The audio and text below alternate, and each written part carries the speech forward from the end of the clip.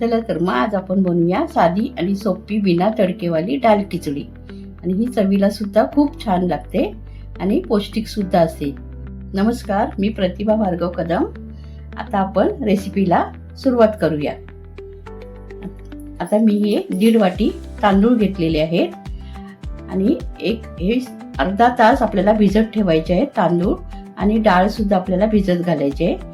हे मी 1.5 वाटी तांदूळ घेतले, ते पाण्यामध्ये छान असे भिजत घातले, आणि 1 वाटी मुगाची डाळ घेतली. नुसती मुगाची डाळ घेतली, त्याच्यात तुरीची डाळ, मसूर डाळ वगैरे काहीच नाही, नुसती मुगाची डाळ, आणि ती सुद्धा आपण अर्धा तास अशी साईडला भिजवून ठेवूया.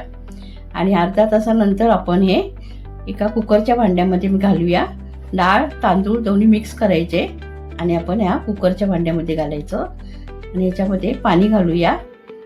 पाणी आपण हे बघा असं मी तुम्हाला दाखवते किती घालायचं. पाणी थोडं जास्त घालायचं आणि हे सगळं मिक्स करून घेऊया. डाळ आणि तांदूळ बघा माझ्या हाताच्या मापाने मधल्या बोटाच्या लाईनीप्रमाणेपर्यंत पाणी आलं पाहिजे, एवढं पाणी घालायचं आपण.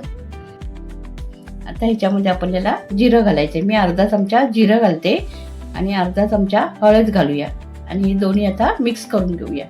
अशा प्रकारे मिक्स करायचं, आणि हा डबा आपण आता कुकरमध्ये ठेवूया. बघा अशा प्रकारे हा डबा कुकरमध्ये लावूया आणि वरती झाकण लावायचं. प्लेट ठेवूया एक आणि कुकरला झाकण लावूया. आणि गॅस चालू करून मी कुकर गॅसवर ठेवते, आणि कुकरच्या आपल्याला 4 शिट्ट्या काढायच्या. 3 ते 4 छान शिजून आलं पाहिजे, मऊ व्हायला पाहिजे खिचडी, म्हणून आपण 4 शिट्ट्या काढूया. आता माझ्या कुकरच्या शिट्ट्या सुद्धा झाल्या बघा. अशा प्रकारे 4 शिट्ट्या मी कुकरच्या करून घेते.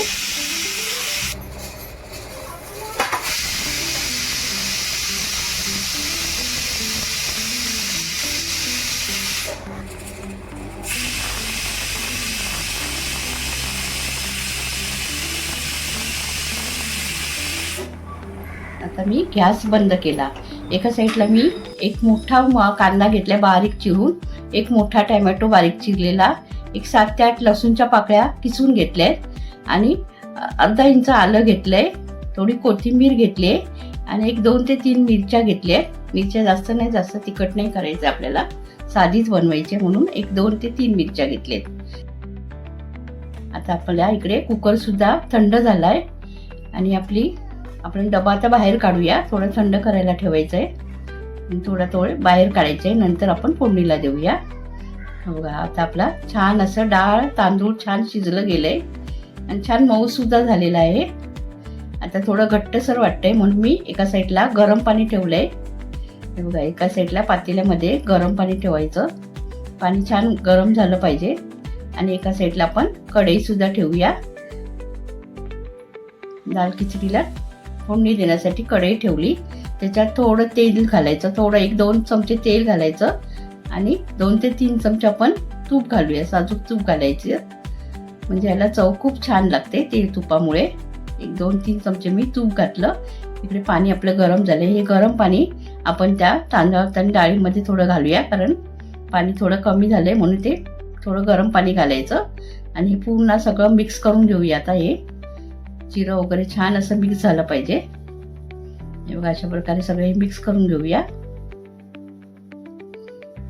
डाळ तांदूळ आपलं छान मऊसूत शिजलेलं आहे. याच्यात थोडं आणखीन पाणी घालते, आणि थोडं पातळ असं करायचंय थोडी. अशा प्रकारे बघा हे सगळं मिक्स करून घेऊया. आता आपलं हे छान असं डाळ तांदूळ मिक्स झालंय आणि शिजलंय सुद्धा खूप मऊ.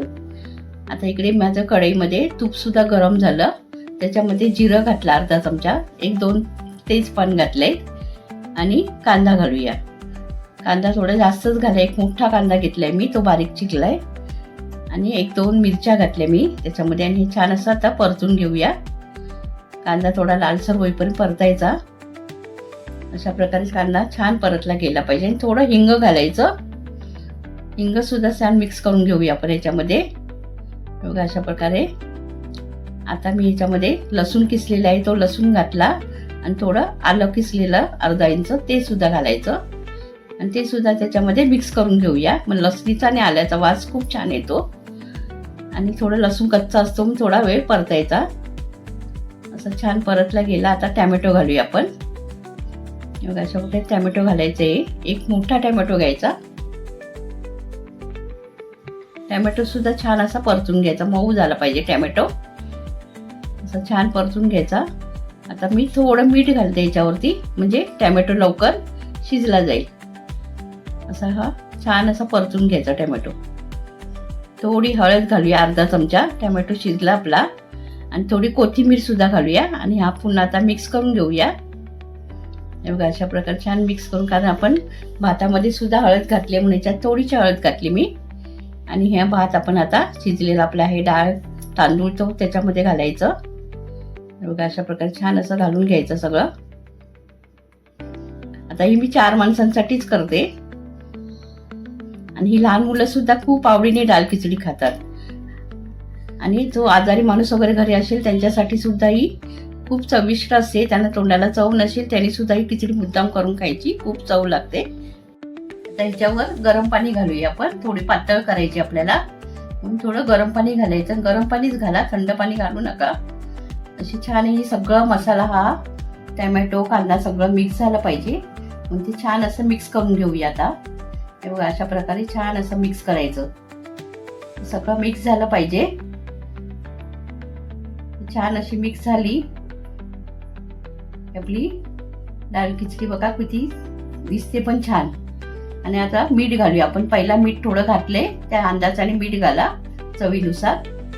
आणि हे सगळं मिक्स करायचं पुन्हा मीठ घातल्यानंतर. आता ही आपली शिजलेलीच आहे, त्याला जास्त वेळ लागत नाही. अशा प्रकारे खूप छान दिसते सुद्धा ही. आणि लहान मुलांना तर खूपच आवडते डाळ खिचडी. तर वरून थोडं 2 चमचे आपण मी तूप घालूया, म्हणजे ती आणखीन चवीला छान लागेल आणि मऊ सुद्धा होते. थोडी कोथिंबीर घालूया आणि 2 ते 3 मिनिटासाठी आपल्याला झाकण मारायचं याच्यावर. आता झाकण मारलं याच्यावरती. ह्याला मी तडका वगैरे वरून काहीच देणार नाही, कारण ही साधी खिचडी आहे. ही लहान मुलं आवडीने खातात. हे बघा आता झाकण काढलं, 2 मिनिटासाठी उकळी आली त्याला. हे बघा अशी छान उकळी आली. आता आपण थोडं मिक्स करूया आणि गॅस बंद केला मी. आणि हे सगळं आता मिक्स करून घ्यायचं.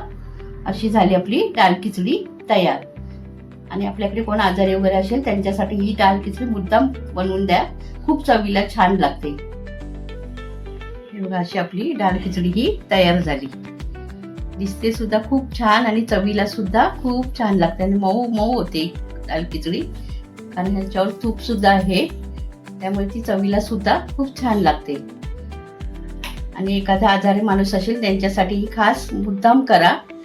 त्यांच्या तोंडाला चव नसते ती ही मुद्दाम करून खायला घालायची, खूप छान लागते.